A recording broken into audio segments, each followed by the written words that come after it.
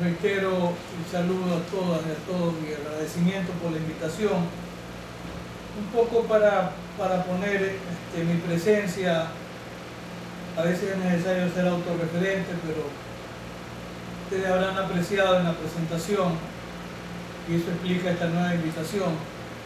A lo largo de mi carrera como docente y académico, que son más de 40 años, hoy estoy retirado de la actividad formal de la universidad, de la carrera de grado, pregrado, estoy en la actividad de posgrado.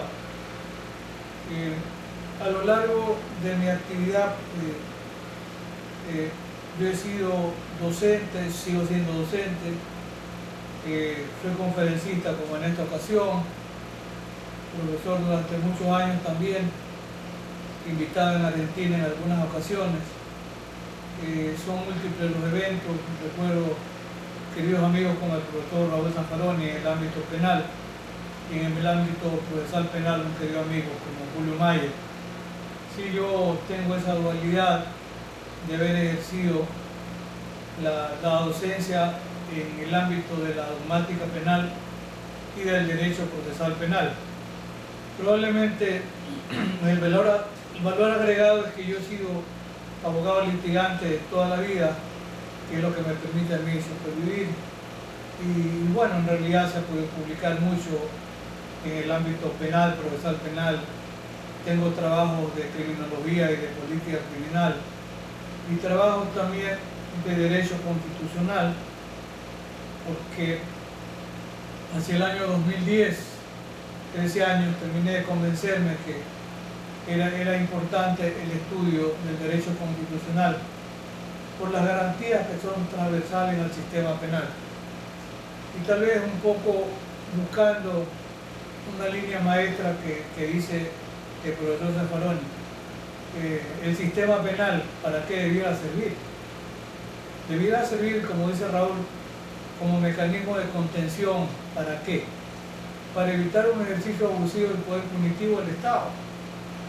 Pero ustedes que han tenido el acierto después de la constituyente del 94, la reforma a esa constitución, y claro, ustedes tienen el sumum de las garantías en el artículo 18, donde está establecido las garantías del derecho al debido proceso, las exclusiones probatorias, etcétera, la inviolabilidad del derecho a la defensa. Y sí, una constitución muy rica nos da la posibilidad de contar con un arsenal, no solo para la clase, para la conferencia, para lo que se escribe y para litigar. De suerte que yo reitero algo que le digo a mis contertulios y a los alumnos, pues la materia que yo doy o las conferencias en las que participo tienen algunos contenidos. Hay referencia a libros de amigos, a los propios míos, trabajos monográficos de amigos académicos, los trabajos monográficos míos. En una cuenta en YouTube yo tengo más de 350 videos. Les envío uno sobre valoración de la prueba. Claro, el ejercicio activo de la profesión y el litigio. Yo resumo la idea y digo: quien quiere o pretende ser un buen penalista debe manejar con fluidez la teoría del delito, debe manejar, y si va a ser litigante, la teoría de la prueba, debe manejar las destrezas de la litigación oral, debe manejar la capacidad de argumentación, y debe tener también un buen conocimiento de la importancia de la motivación o fundamentación para la valoración de la prueba y para la fundamentación de la sentencia. Y luego, por supuesto que sí, dedicarle tiempo para estudiar los recursos. Yo creo que eso compendia de alguna manera lo que yo digo, la formación que debe tener un penalista. Y yo digo, mejor si quiere ser un buen penalista. Yo me tomé el tiempo y la libertad de compartir con ustedes en el ámbito procesal penal. Es la edición de mi Derecho Procesal Penal. Está como Manual de Derecho Procesal y Técnicas de Litigación. Está en 2 tomos, 2023, en realidad no circula oficialmente. Yo les envié a ustedes el formato que yo tenía en PDF y las carátulas que yo tenía, y lo he compartido con el mayor de los afectos y la mayor de la predisposición, porque mucho de lo que yo vi como costumbre, el cronograma de contenido del curso, y puede que sirvan definitivamente muchos de los contenidos que están allí a lo largo del libro, que está en 2 tomos, son 1024 páginas, casi 500 páginas el un tomo y el otro un poco más de 500. No quiero pecar de ampuloso, no, pero es bastante actualizado conforme yo iría haciendo algunas referencias. No se lo ha presentado oficialmente. Un valor agregado importante es el prólogo que hace el profesor Ricardo Basílico, que sin duda es un valor importante, es un excelente magistrado y amigo. Y la cotidianidad nos va dando material. Yo hoy mismo le decía al profesor Emanuel, vea, comparta 2 noticias recientes. La una referida a la situación de la ciudadana de Australia, que pasa 20 años privada de la libertad, acusada de la muerte de 4 hijos. Mi cónyuge es psicóloga, y cuando yo le comenté ayer o hace 2 días la noticia, me dijo, ¿pero tú crees que esta persona es inocente de haber matado a 4 hijos? Sí. Pero entonces, ¿por qué? Es un error judicial. Fue condenada. Afirmaron y sostuvieron que ella era culpable de la muerte de los 4 hijos. Y después de 20 años, el avance científico permite a los tribunales llegar al convencimiento de que los hijos tenían una grave deficiencia inmunológica y enfermedades que no se habían podido detectar oportunamente. Es difícil admitir que eso haya ocurrido, pero pasó. La señora estaba condenada a 25 años de cárcel. Ha cumplido 20 y fue puesta en libertad esta semana. Debe haber sido demoledor perder a sus 4 hijos, perder 20 años de su vida. Hoy esta señora tiene 37 años de edad. O sea, fue privada de la libertad muy joven, con 4 hijos. Seguramente su vida está destruida, pero ni un pago indemnizatorio. La primera reflexión es la importancia que significa el avance de la prueba científica. Como en términos un poco argentinos se dejó la cancha abierta y se me dio aquí una referencia, pero usted decía qué le parece más importante a desarrollar en este ámbito de la prueba, los razonamientos probatorios,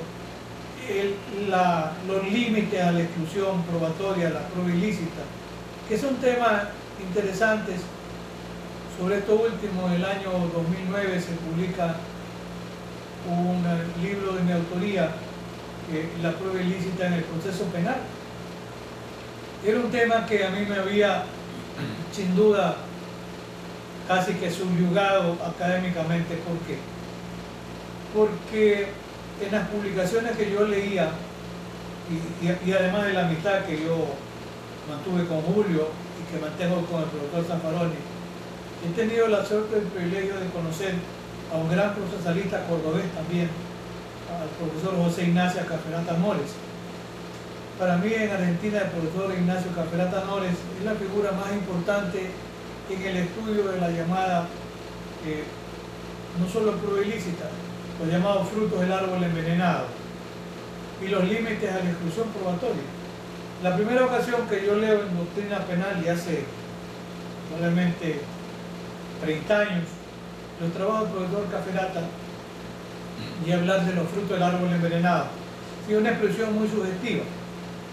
Cuando en el año 90 el anteproyecto de Código de Procedimiento Penal para Ecuador del año 92 tuvo como grandes gestores a Maximiliano Rusconi y a Alberto Binder, 2 distinguidos alumnos de Julio Mayer. Ellos estuvieron en Ecuador, trabajaron con el anteproyecto quedó allí con unos profesores ecuatorianos, y para el año 95 aproximadamente en el 96 se retomó el proyecto y trabajamos el doctor Walter Guerrero Ibanco, ex presidente de la Corte Suprema, catedrático emérito de la Universidad Central en materia procesal, Edmundo Durán Díaz, ex fiscal general y catedrático también de Derecho Procesal, y como yo digo, de los tres mosqueteros, el que menos sabía era Alfonso Zambrano, el más joven de los tres, y dejamos estructurado el anteproyecto del Código de Procedimiento Penal del año 2000. De alguna forma va en la línea del anteproyecto del Código Procesal Penal Modelo por Iberoamérica, que es obra de Julio Mayer, sin duda, que en el fondo es la simiente para todos los códigos procesales en la región, el de Chile, el de Colombia, el de Paraguay, el de Uruguay, el de Venezuela, el de Perú, y en Centroamérica sí. Hubo la suerte y el privilegio que el profesor Raúl Zaffaroni es director de las Nuevas Naciones Unidas hacia los años 90. Y entonces Raúl lo lleva a Julio Mayer para que Julio se encargue de ese gran proyecto que es la reforma procesal penal. Por eso lo acompañaban Maximiliano Rusconi y Alberto Binder. Le dejaron la primera siembra en el Código de Procedimiento Penal para Ecuador. En el año 96-97 yo soy uno de los que la retoma. El año 2000 queda aprobado el primer código, ya en la línea del modelo acusatorio. Se mejora un poco la tendencia de ser más adversarial por la oralidad en las audiencias, que es a la final lo que tenemos como Código Orgánico Integral Penal en el 2014, que tiene la parte general, parte especial del Código Penal, parte procesal, y hay un tercer libro que es el Código de Ejecución de Pena y Rehabilitación Social. Esa es un poco la historia de la legislación procesal en Ecuador. Y claro, estando el profesor Zaffaroni también en la ANUD, él asume la dirección de algunos proyectos de Código Penal, incluyendo el de Ecuador. Por eso yo tuve el privilegio de trabajar como uno de los comisionados de Ecuador con el profesor Zaffaroni y el director de su tesis doctoral en la Universidad Litoral, que era el profesor español Don Manuel de Ribacova y Ribacova. Un poco esa es la historia, de manera que sí, yo he estado comprometido también en el proyecto en general de la reforma penal, del Código de Procedimiento Penal y del Código Penal. Hay en mi página web, que no tiene costo alguno el ingreso, en las www.alfonsozambrano.com, está el anteproyecto trabajado con Raúl, está el anteproyecto de mi autoría. Se parece bastante, yo diría, a la versión del 2014 del Código Penal para Ecuador, que forma parte del Código Orgánico Integral Penal. Un poco esa, para poner en contexto la historia. Pero hay otro dato que yo le decía al profesor Emanuel, de compartir, que es una sentencia de abril, de pocos meses, del año 2023 del Tribunal Supremo Español. Apenas 14 páginas, pero con un gran desarrollo doctrinario. Porque yo le decía antes de instalarlo, uno de los temas en discusión en el ámbito de la legítima defensa es incluso la racionalidad del medio empleado para impedir o repeler la agresión. Primero no tendríamos problema, ¿verdad?, la necesidad del medio empleado para impedir o repeler la falta de provocación suficiente, ¿verdad? Pero, ¿qué pasa con la proporcionalidad del medio? Sí, podría haber una actual agresión ilegítima. No había provocación suficiente, pero la necesidad racional. ¿Por qué menciono esto? Porque en ese caso, yo les envié el enlace de la sentencia, la van a leer en pocas páginas, pero como que rompe la idea con la que hemos trabajado mucho tiempo de la proporcionalidad y la racionalidad. ¿Por qué? Porque la persona que resulta muerta estaba provista de un cuchillo, ¿no?, de un arma blanca, y la persona que lo mata es una persona que le dispara con una pistola 9 milímetros. De prima facie alguien puede decir, oiga, pero ahí no hay proporcionalidad. Sí, pero sucede que el agresor, el muerto, es una persona joven y la persona que reacciona es una persona bastante mayor. Entonces, es interesante cómo el Tribunal Supremo Español entra a considerar este tema de la necesidad racional del medio empleado. Por eso yo digo, es bueno estudiar la doctrina. La doctrina de la dogmática penal en muchos aspectos no es inconmovible. Yo en lo personal he sido belseliano durante algunas décadas, pero hoy estudio el tema de la imputación objetiva porque yo diría que es la construcción doctrinaria más importante de esta segunda década del siglo XXI. El margen del riesgo, el riesgo socialmente permitido, que es una construcción más del profesor Claude Roxin, y la teoría de los roles, que es una construcción del profesor Jacob. Si alguien no se aparta de su rol, es lo que dice el mismo Jacob, la prohibición de regreso. Y si no se aparta de su rol, no se le puede imputar objetivamente el resultado. Y luego está el tema de la actuación de la víctima a propio riesgo, la autopuesta en peligro. Es una construcción formidable la imputación objetiva. Yo le digo como experiencia personal y particular, a mí me sirve la imputación objetiva litigando, como para decirles, a ver, en este caso, esta persona tenía este rol que cumplir. Primero, no se apartó del riesgo permitido. Había el principio de confianza que los demás iban a actuar también, cada uno cumpliendo con su rol específico. Pero esta persona no se apartó de su rol y, como dice Jacob, que es una frase que yo repito con frecuencia, no todo es responsabilidad de todos. Cada uno responde por lo que hace o por lo que deja de hacer. Y para Carlos Valentino, uno de los alumnos más distinguidos del profesor Jacob es el profesor Sancinetti, como en el Perú es el profesor Pepe Cadollón, o en Colombia Jessy Reyes Alvarado. Es decir, es una siembra formidable. Y hoy la imputación objetiva tiene que ver en el ámbito no solo de la construcción, porque cuando nos vemos abocados en actividad como abogados, como fiscales, y yo me he puesto a pensar si puede ser también en actividad del juez, lo primero que hay que hacer es construir una teoría del caso. Para los abogados, la teoría del caso nos permite saber cuáles son nuestras fortalezas, cuáles son nuestras debilidades, y armar una estrategia, sin duda que sirve. Y allí nosotros podemos mirar la posibilidad de la aplicación de la teoría de la imputación objetiva que le estudiamos, una vez que se ha determinado la existencia de un resultado en la fase de la adecuación típica, para determinar si se puede o no imputar objetivamente el resultado. Es una gran construcción, tiene aplicación en España, en Alemania, por supuesto que sí, en el Perú. Y la doctrina es importante, sí.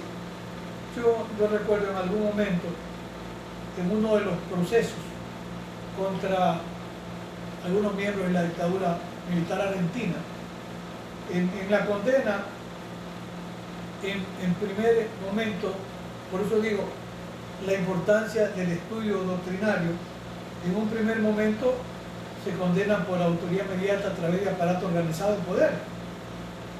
Pero cuando se llega a la Suprema Corte va por la teoría de la coautoría, porque sí, el profesor Jacob no omite la teoría de autoría inmediata a través de aparato organizado de poder, que es construcción del profesor Roxin.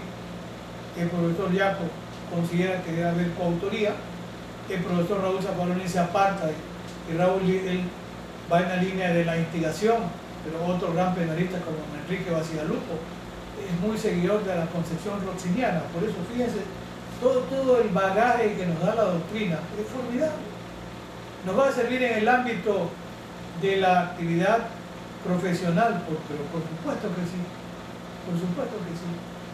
Y miren, hay casos emblemáticos donde yo no voy a tomar partido en absoluto, pero simplemente yo pensaría en un caso muy emblemático en Argentina, el caso por la muerte del fiscal Nisman. Hay informes periciales contradictorios. Unos que sostienen que se suicidó y otros que sostienen que no. Porque la prueba de barrido electrónico determina que no, además la prueba de barrido electrónico puede encontrar vestigios de cadmio, de bario, de níquel, incluso en las manos, depende la distancia del disparo. Pero por la ubicación dice, no, él no se pudo suicidar, asumamos, estoy hablando de memoria, no porque él no era zurdo, vamos a suponer el impacto fue del lado izquierdo, él era diestro, él no se pudo suicidar. Solamente dejo planteado como idea. Fíjense, ahí está la discusión incluso en el ámbito de la pericia.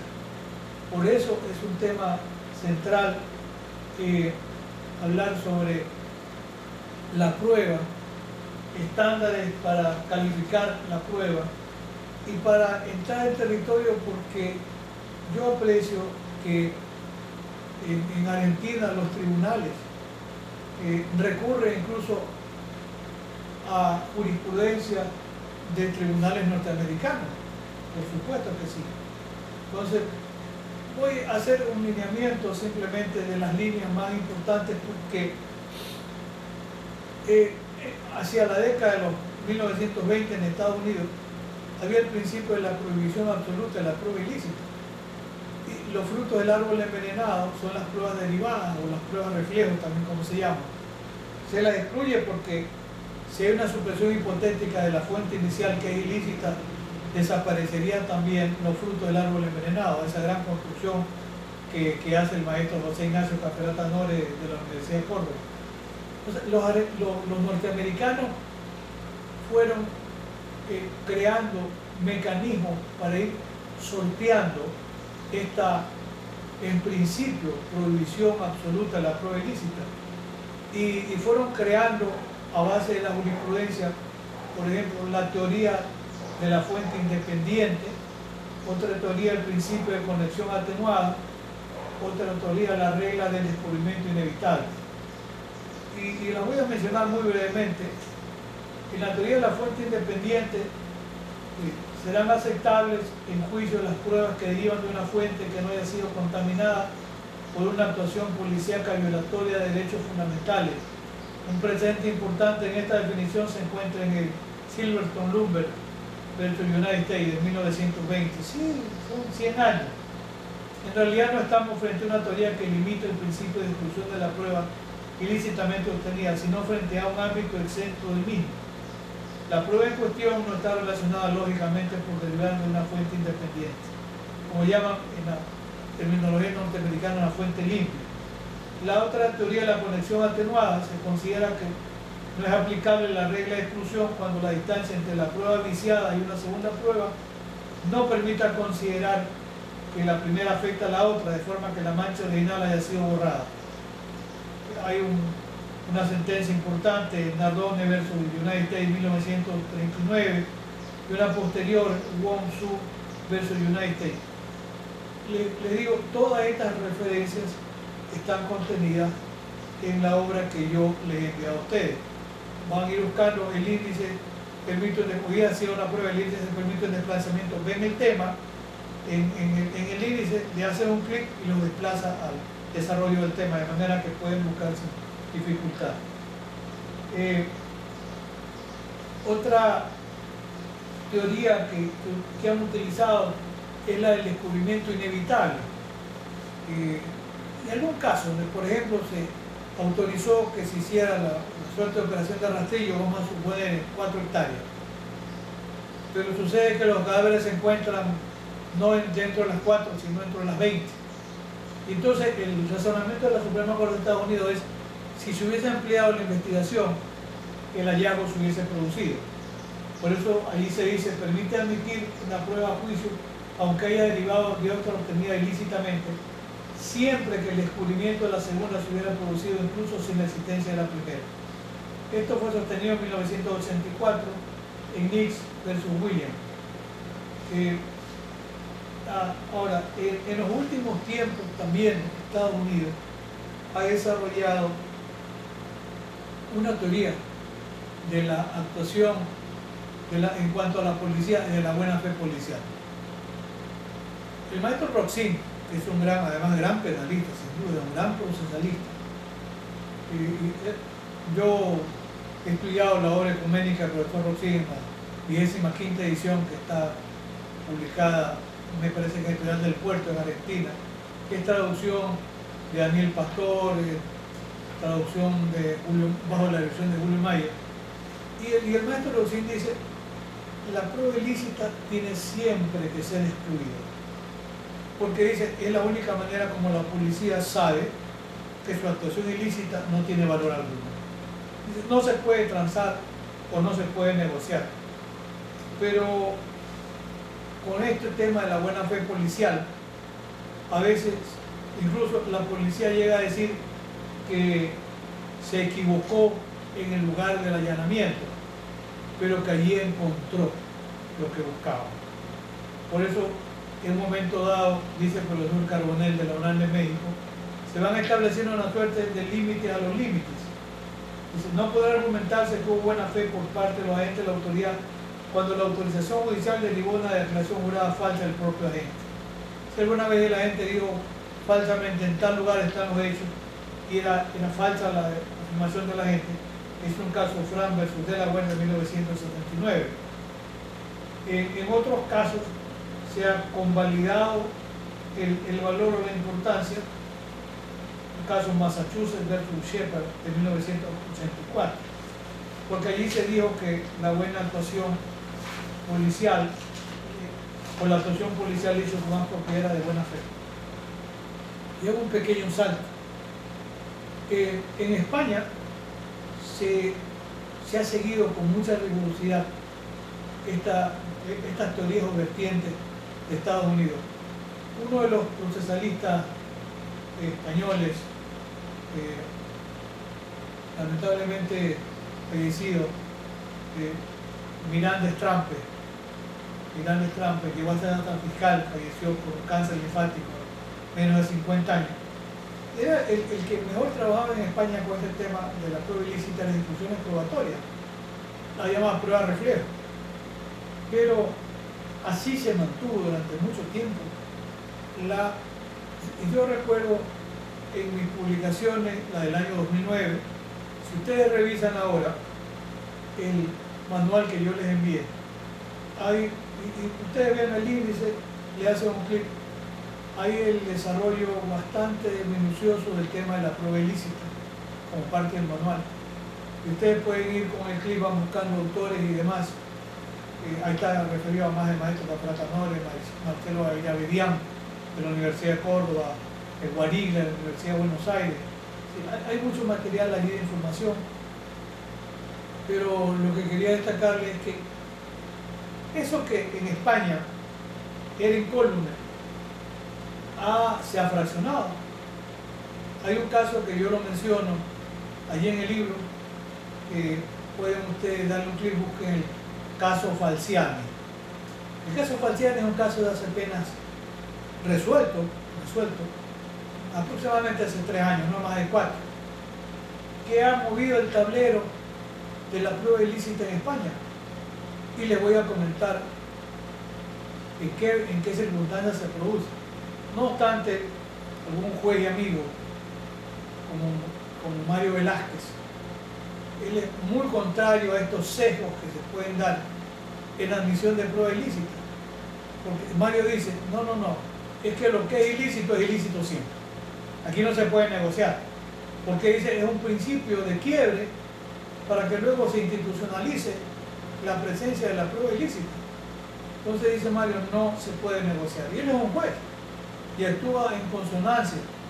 Cuando hay prueba ilícita no admite los resultados si son frutos del árbol envenenado, entonces tienen que ser excluidos. Todo ese trabajo de los frutos del árbol envenenado está incorporado en el código, tanto en el Código de Procedimiento Penal del 2000 como en el Código Orgánico Integral Penal. Y yo reconozco, ese trabajo es de construcción mía,